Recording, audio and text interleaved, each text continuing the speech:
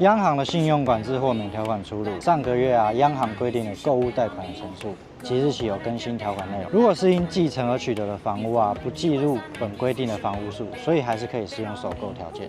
如果是有实质换屋需求的族群只要和银行切结约定，就可以排除成数的限制，前提是在拨款的1年内要将名下原有的房屋出售。如果违反切结事项银行是可以对借款人取消宽限期的并且收回贷款成数，重点还会加收违约金。